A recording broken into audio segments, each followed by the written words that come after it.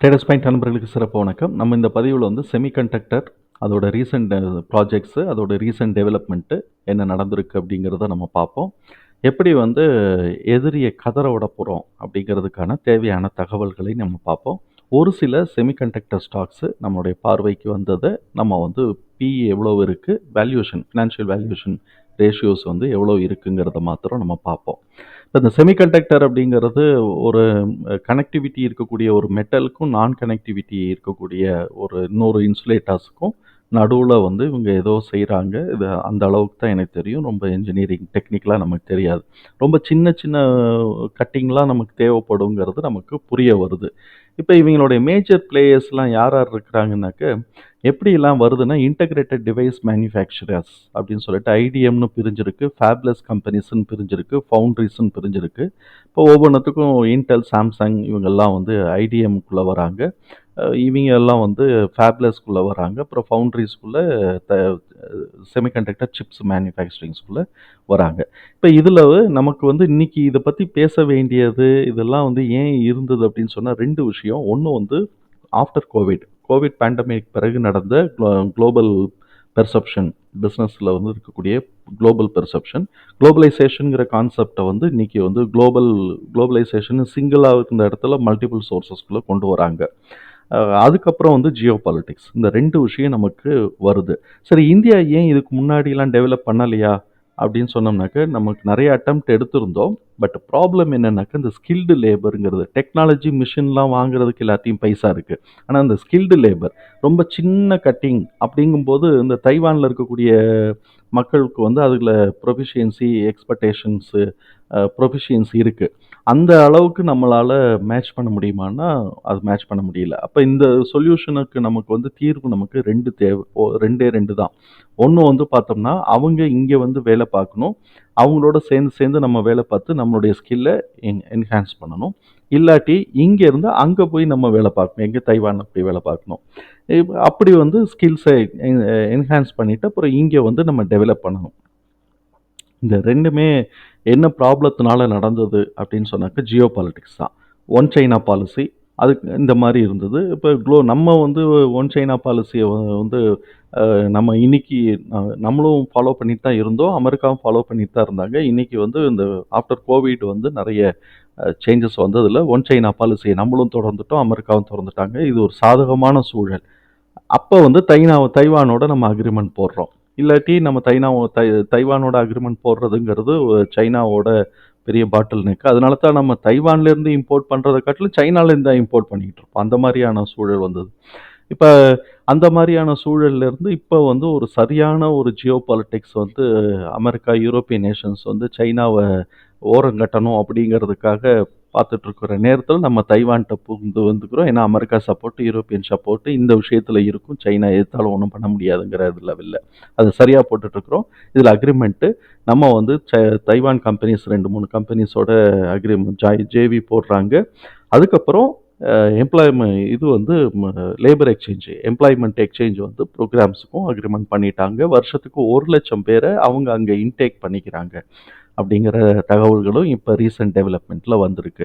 இப்போ நமக்கு வந்து ஏன் சைனா கதற போகிறான் அப்படிங்கிறதுக்கான பார்த்தோம்னாக்க, இது வந்து இந்தியாவோட இந்தியா வந்து இப்போ இது வந்து ஆக்சுவலாக ஓஇசி, இது வந்து பெய்டு சைட்டு.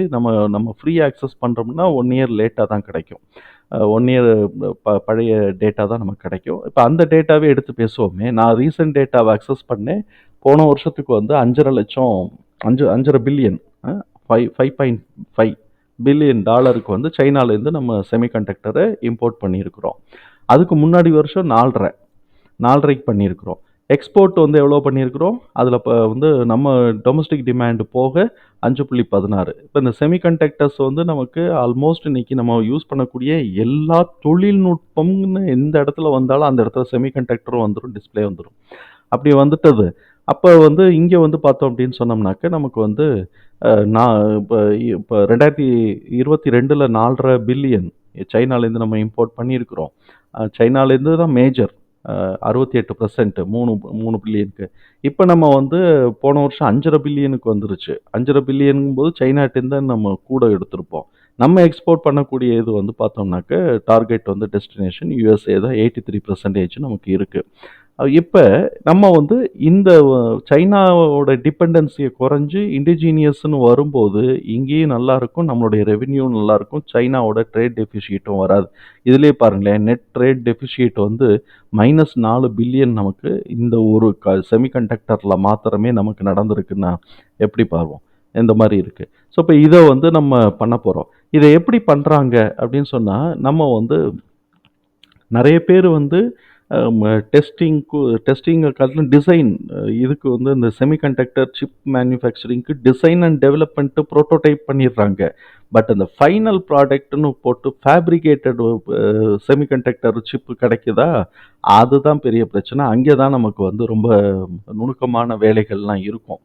இப்ப அந்த இடத்துல வந்து பார்த்தோம் அப்படின்னு சொன்னா, டாட்டாவும் சிஜி பவரும் உள்ள இறங்குறாங்க.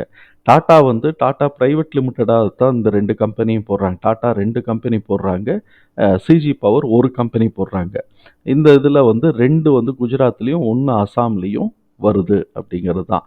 இதில ரொம்ப ரொம்ப முக்கியமான விஷயம் பார்த்தோம்னா, அந்த ஃபேப்ரிகேட்டட் ஃபெசிலிட்டி தான். இதுதான் வந்து எல்லா இடத்துலயும் நமக்கு தேவைப்படுது. அதையும் வந்து இப்ப டாட்டா வந்து தைவானோட சேர்ந்து போடுறாங்க. தைவான் கம்பெனிஸோட சேர்ந்து போடுறாங்க. இப்ப அந்த ஃபேப்ரிகேட்டட் ஃபெசிலிட்டில இருக்கக்கூடியத வந்து அந்த வேஃபர் சொல்லுவாங்க. அது இருக்கட்டும். அந்த ஃபேப் வந்து 50,000 கெப்பாசிட்டி இருக்கு. இது எதுக்குன்னா 1 மாசத்துக்கு. 1 மாசத்துக்கு வந்து 50,000 கெப்பாசிட்டி 50,000 யூனிட் ப்ரொடியூஸ் பண்ணக்கூடியது. இவங்க எந்தெந்த செக்மெண்ட்லலாம் கவர் ஆகுதுன்னு நம்ம பார்ப்போமே. இப்போ வந்து 22 என்எம் நானோ மில்லியன் நானோ மில்லிமீட்டர் அந்த அளவுக்கு சின்னூண்டு பெர்ஃபார்மன்ஸஸ் தான் இப்போ அந்த சிப்பு வருது பாருங்க. இப்போ இவன் வந்து என்ன பண்ணியிருக்கிறாங்க, electrical vehicles, EV vehicles, telecom, defence, automotive, consumer electronics, display, power electronics, அப்படியே லிஸ்ட் பெருசாகிக்கிட்டே இருக்கு. போதும் போதும்ன்ட்டு அவங்களே எக்ஸட்ரான்னு போட்டாங்க. இப்போ இதோட இன்வெஸ்ட்மெண்ட் காஸ்ட் வந்து ஹெவியாக இருக்குது. 9,100 பில்லியன் ரூபா, இந்தியா ரூபா. யூஎஸ்க்கு கன்வெர்ட் பண்ணும்போது 109 பில்லியனா போகுது. அப்போ 1 பில்லியன்னா 10,00,000. இது டாட்டா வந்து பெருசாக போட்டு எடுக்கிறாங்க. இது பிரைவேட் லிமிடெட் கம்பெனியோட சேர்ந்து பவர்ஷிப் செமிகண்டக்டர் மேனுஃபேக்சரிங் கார்ப்பரேஷன் அப்படின்னு தைவானோட அஃபிஷியேட் கம்பெனியோட நம்ம வந்து ஜேவி போட்டிருக்கிறாங்க. இப்போ அதுக்கு அடுத்தது டெஸ்டிங் அண்டு மேக்கிங் பேக்கேஜிங். இந்த யூனிட் வந்து அசாமில் வந்து போடுறாங்க. இதுவும் வந்து டாட்டாவோட தான் டிசாட் அப்படின்னு போட்டுட்டு, அதுவும் ஒரு கம்பெனியோட அநேகமாக அதே கம்பெனியோட தான் இவங்க ஜேவி பண்ணியிருப்பாங்கன்னு நினைக்கிறேன். இதுக்கு ஒரு 2,700 மில்லியன் ரூபா செலவு பண்ணி உள்ளே போடுறாங்க. ஒரு நாள் கெப்பாசிட்டி 48 மில்லியன். ஒரு நாள் கெப்பாசிட்டி 48 மில்லியன். இங்கே சொல்லியிருக்கக்கூடிய அதே அப்ளிகேஷன்ஸ் தான் இங்கேயும் வருது. அதே அப்ளிகேஷன் 3மே அதே அப்ளிகேஷனுக்கு தான். இப்போ அடுத்தாப்புல சிஜி பவர் என்ன பண்ணுறாங்கன்னா, partnership with Renesas Electronics Corporation Japan அதோட சேர்ந்து பண்ணியிருக்கிறாங்க. அதுக்கப்புறம் வந்து ஸ்டார்ஸ் மைக்ரோ எலக்ட்ரானிக்ஸ் தாய்லாந்து இதோட இவங்க எல்லாம் சேர்ந்து வந்து ஒரு இவங்க வந்து ஒரு கம்பெனி ஃபார்ம் பண்ணுறாங்க எங்கள் குஜராத்தில். இப்போ இதோட இன்வெஸ்ட்மெண்ட் காஸ்ட் வந்து பார்த்தோம்னா 760 மில்லியன். 760 மில்லியன் அப்படி இருக்கு. இவனுடைய கெப்பாசிட்டி எவ்வளோ வருதுன்னா 15 மில்லியன் பெர் டே. அப்படின்னா கிட்டத்தட்ட 1,50 கோடின்னு வச்சுக்கோமே. 1,50 கோடி ஒரு ஒரு ஒரு நாளைக்கு வருது. இவங்க வந்து என்ன பண்ணுறாங்கன்னா 12 செமிகண்டக்டருடைய ஃபெசிலிட்டி அப்படிங்கிறத உள்ளே கொண்டு அதை ஆப்ரேட் பண்ணுறதுக்கான சான்சஸ் இருக்குது அப்படிங்கிறத இவங்க வந்து சொல்லியிருக்கிறாங்க. இப்போ நம்ம சொல்லுவோம், இப்போ வந்து டொமஸ்டிக் டிமாண்டு நமக்கு வந்து சாட்டிஸ்ஃபை ஆயிடுது, இண்டிஜீனியஸாகவே சாட்டிஸ்ஃபை ஆகுது. இது வந்து கவர்மெண்ட்டோட எந்த ஸ்கீமில் வருதுன்னா ஆத்ம நிபார் அப்படிங்கிற ஸ்கீம்குள்ளே வருது. இப்போ இவங்களுக்கெல்லாம் வந்து $10 பில்லியன் வந்து இவங்களுக்கு வந்து இன்சென்டிவே கிடைக்கும். யூனிட் செட்டப் இன்சென்டிவ்ஸே கிடைக்கும். அதுக்கப்புறம் வந்து ஏதாவது ஒவ்வொருத்தருக்கும் ரேஷியோ வந்து கொடுக்குறாங்க. கவர்மெண்ட் 10 பில்லியன் வச்சுருக்கிறாங்க. இப்போ இந்த 109க்கு 10 பில்லியன் கொடுத்துருவாங்க. அதுக்கப்புறம் 2,700 கோடி ரூபாய்க்கு 10 பில்லியன் கொடுப்பாங்களான்னா அது கிடையாது. இவங்க வந்து மில்லியன் கணக்கில் தான் கொடுக்குறாங்க. அப்போ இதில் ஒரு 10%ஓ 20%ஓ ஏதோ ஒரு ரேஷியோவில் வந்து இவங்களுக்கு கவர்மெண்ட்டோடைய எய்டு கிடைக்கும் ப்ரொடக்ஷன் யூனிட் செட்டப் பண்ணுறதுக்கே. அதுக்கு பிறகு வந்து ப்ராடக்ட் லிங்க்டு ஸ்கீமில் வந்து நம்ம ப்ரொடக்ஷன் லிங்க்டு ஸ்கீமில் வந்து சேரும்போது பிஎல்சின்னு சொல்லுது. பிஎல்சியில் சேரும்போது இவங்க எவ்வளோக்கு எவ்வளவு வந்து எக்ஸ்போர்ட் பண்ணுறாங்களோ அவ்வளோக்கு அவ்வளவு இன்சென்டிவ்ஸ் மாத்திரமே இவங்களுக்கு கிடைக்கிறதுக்கு வாய்ப்புகள் இருக்குது. ஸோ இப்போ டொமஸ்டிக் டிமாண்ட் வந்து நமக்கு வந்து இதாகிடுது, சாட்டிஸ்ஃபை ஆயிடுது. அதுக்கப்புறம் நம்ம வந்து எக்ஸ்போர்ட் ஆக போகிறோம். இதில் தான் சைனாவோட கிட்டத்தட்ட 5.5 4.5 ஏதோ ஒரு பில்லியன் வந்து அடி வாங்குது இந்தியாவோட பைலேட்ரலுக்கு.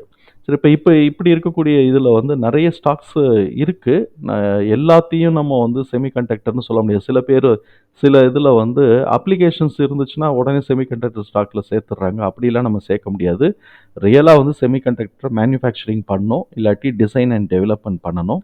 அப்படி இருக்கக்கூடிய சில ஸ்டாக்ஸ் எனக்கு மிஸ் ஆகிருக்கு. நான் ஒன்று இவாலுவேட் பண்ணி போட்டுட்ருக்கிறேன். இப்போ நான் அந்த வீடியோ பண்ணும்போது சில ஸ்டாக்ஸ் ஏற்றலை. எதெல்லாம் ஏற்றலைனாக்கா எல்என்டியில் இருக்கக்கூடிய இது நான் ஏற்றலை, மைண்ட்ரியில் இருக்கக்கூடியது ஏற்றலை, ஹெச்சிஎல் டெக்னாலஜி அதுவும் இன்னும் நான் ஏற்றலை. அதெல்லாம் நான் ஏற்றணும். நான் பொறுமையாக ஏற்றிக்கிறேன். அதில் ஒவ்வொன்றுத்துக்கும் இப்போ நமக்கு இருக்கக்கூடிய இதில் வந்து கரண்ட் பிஇ என்ன இருக்குது, டிடிஎம் பிஇ, கரண்ட் பிஇ என்ன இருக்குது, 1 இயர் ஃபார்வர்ட் பிஇ என்ன இருக்குன்னு பார்ப்போம். ஏதாவது நம்மளுடைய ரேஞ்சுக்குள்ளே இருந்துச்சுன்னா ட்ரேடுக்கு ஏதாவது சான்சஸ் இருக்கா அப்படிங்கிறத நம்ம பார்ப்போம். பிஇஎல் கரண்ட் பிஇ பார்த்தோம்னா 56 இருக்குது. இது அடுத்து ஃபார்வர்டு இபிஎஸ் ஃபார்வர்டு பிஇ பார்த்தோம்னா 49 இருக்குது. வேதாந்தா நம்ம இப்போ அவங்க ஃபினான்ஷியலாக அவங்களுக்கு இன்னும் நிறைய தேவைப்படுறதுங்கிறதுனால இப்போ நம்ம அதை யோசிக்கவே போகிறதில்ல. இந்த எஸ்பிஇஎல் செமிகண்டக்டர் இவங்க வந்து டிசைன் டெவலப்மெண்ட் மேனுஃபேக்சரிங் பண்ணுறாங்க. ஆனால் ஸ்மால் ஸ்கேல் இண்டஸ்ட்ரீஸ், அதாவது வந்து ஸ்மால் கேப்பு, அதனால ஹை ரிஸ்க் இருக்குது. இப்போ மைனஸில் ஓடிட்டுருக்கு. பிஇக்கு ஏர்னிங்க்கும் மார்க்கெட் ப்ரைஸ்க்கும் சம்மந்தமே இல்லாமல் ஓடிட்டுருக்கு. இது கொஞ்சம் டர்ன் ஆகட்டும், அப்புறமா அதை பற்றி யோசிக்கலாம். ஏன்னா ஹை ரிஸ்க் கம்பெனி. அதே மாதிரி தான் இந்த மோஸ்ட் ஷிப் இவங்களும் வந்து பார்த்தோம்னாக்க ஸ்மால் கேப் தான். ஆனால் 503 ஓடிக்கிட்டு இருக்கு. 503 பிஇ ஓடிக்கிட்டு இருக்கு. எஸ்டிமேஷன் பிஇ எதுவுமே இல்லை. சிஜி பவர் நமக்கு தெரியும் 72 இருக்குது. 95 எஸ்டிமேஷன் இருக்குது. சப்சிக்வெண்ட்டாக வேணா ஏற போகிறான் போல இருக்குது கொஞ்சமாக. ஏன்னா 95னா இந்த 10க்கு உண்டான 250 ரூபாயாவது ஏறி 900 ரூபா வந்தாலும் ஆச்சரியப்படுறதுக்கு இல்லை. நம்ம கரெக்ஷன் வந்ததுன்னா பார்ப்போம். இல்லாட்டி இந்த இடத்துக்குள்ளே என்ன இருக்குது, நமக்கு இதுக்கு ஒரு வீடியோ போடுவோம். ஆல்ரெடி போட்டிருக்கிறோம். குவார்ட்டர்லி ரிசல்ட் வரும்போது அது எப்படி கரெக்ட் ஆகுதுங்கிறத நம்ம பார்ப்போம். டாடா எல்சி இதுவும் ஓவர் வேல்யூ ஸ்டாக் தான். இப்போ வந்து பார்த்தோம்னாக்க பிஇயும் இது வந்து ஃபார்வர்டு 1 இயர் ஃபார்வர்டும் பார்த்தோம்னா கம்மியாக இருக்குது. 1 இயர் ஃபார்வர்டு கம்மியாக இருக்குது. பிஇயை காட்டிலும் இப்போ கரண்ட் பிஇயை காட்டிலும் 1 இயர் ஃபார்வர்டு கம்மியாக இருக்குது. எஸ்டிமேஷனை காட்டிலும் கம்மியாக இருக்குது. அதனால் அதை நம்ம யோசிக்கணும். ஆர்ஐஆர் பவர் இவனும் வந்து கொஞ்சம் ஹை ரிஸ்க் கம்பெனி தான். அதனால் யோசிச்சு தான் வாங்கணும். 184 பிஇ ரேஷியோ இருக்குது. அதை யோசிக்கணும். அப்பார் இண்டஸ்ட்ரீஸ் காங்க்ளமேட்டிவ் தான். இவங்களும் வந்து செமிகண்டக்டர் டிசைன் டெவலப்மெண்ட் டெஸ்டிங் பண்ணுறாங்க. ஆனால் மேனுஃபேக்சரிங் இல்லை, மேனுஃபேக்சரிங் இல்லை அப்படின்னு நினைக்கிறேன். இப்போ வந்து இவங்களுக்கு வந்து பார்த்தோம்னா 39 கரண்ட் பிஇ இருக்குது. ஃபோர்காஸ்டர் பிஇ 38 இருக்குது. ஆல்மோஸ்ட் வந்து 2 ஈக்குவலாக ஸ்டாக்னேட் ஆகிருக்கு. அதனால கரெக்ஷன் வந்தாலும் ஆச்சரியப்படுறதுக்கு இல்லை. இல்லாட்டி குவார்ட்டர்லி ரிசல்ட் வரும்போது வரப்போகிறது தான். சப்ஸ்கிரைபர் ஒருத்தர் கூட ரெக்வெஸ்ட் பண்ணியிருக்கிறாங்க. நம்ம அது சம்மந்தமான வீடியோவை நாளைக்குள்ளே போடுவோம். ஹிட்டாச்சி இவங்களும் வந்து ஒரு ஹை ரிஸ்க் தான். ஹிட்டாச்சி எனர்ஜி வந்து ஹை ரிஸ்க் தான். இவங்க பவர் ப்ரொடக்ஷன்ஸோடு சேர்த்து ஆர்ஐ பவர் ப்ரொடக்ஷனோட செமிகண்டக்டர் அதுக்கு ரிலேட்டடான செய்கிறாங்க. ஹிட்டாச்சி அதே மாதிரி எனர்ஜி அதுக்கு ரிலேட்டடான டிசைன் அண்ட் டெவலப்மெண்ட் ஏதோ செய்கிறாங்க. இதுவும் வந்து ஓவர் வேல்யூவாக இருக்குது. கரண்ட் பிஇ பார்த்தோம்னா 289 இருக்குது. ஆனால் எஸ்டிமேஷன் பிஇ 130 இருக்குது. அதனால் இது நமக்கு வந்து ஓவர் வேல்யூஷன் தான். ப்ரைஸே 11,000 ரூபா இருக்குது. நம்ம எப்படி யோசிக்க போகிறோம் நமக்கு தெரியல. வேறு சில ஸ்டாக்ஸ்லாம் நம்ம ஏற்றிட்டு ஒன்றா எந்த இடத்துக்கு வீடியோ தேவைப்படுதுன்னா அதை நம்ம போடுவோம். அநேகமாக தகவல் நமக்கு பயனுள்ளதாக இருக்கும் நம்புறேன். தகவல் பயனுள்ளதாக இருந்ததுன்னா சங்கருக்கு ரொம்ப சந்தோஷம்தான். நம்மளை ஆதரிக்கிற அனைத்து நல்ல உள்ளங்களுக்கும் நன்றி. வளமுடன் வாழ்க. நண்பர்களே, நமக்கு இந்த வீடியோ பிடிச்சிருந்துச்சுன்னா தயவு செஞ்சு லைக் பண்ணுங்கள். நமக்கு நண்பர்களுக்கு யாருக்கும் பிரயோஜனமாக இருக்குன்னு நினச்சோம்னா ஷேர் பண்ணுங்கள். சப்ஸ்கிரைப் பண்ணலைன்னா சப்ஸ்கிரைப் பண்ணுங்கள். எப்படியோ சைனாவை இன்னும் 2 வருஷத்தில் கதற விட போகிறாங்கங்கிறது மாத்திரம் நமக்கு புரிய வருது. இதில் வந்து நான் ஒரு இது வந்து இந்த டாட்டா வந்து ப்ரைவேட் லிமிட்டடாக உள்ள என்ட்ரி எடுத்திருக்கிறான். அப்படி எடுத்திருந்தாலும் நம்ம வந்து யோசிக்க வேண்டிய டாட்டா இன்வெஸ்ட்மெண்ட்டை நம்ம யோசிக்கணும். தகவல் நமக்கு பயனுள்ளதாக இருந்ததுன்னா சங்கருக்கு ரொம்ப சந்தோஷம். நம்மளை ஆதரிக்கிற அனைத்து நல்ல உள்ளங்களுக்கும் நன்றி. வளமுடன் வாழ்க. நண்பர்களை லைக் பண்ணுங்கள், ஷேர் பண்ணுங்கள், சப்ஸ்கிரைப் பண்ணுங்கள். சப்ஸ்கிரைப் பண்ணலைன்னா சப்ஸ்கிரைப் பண்ணுங்கள். நன்றி நண்பர்களே.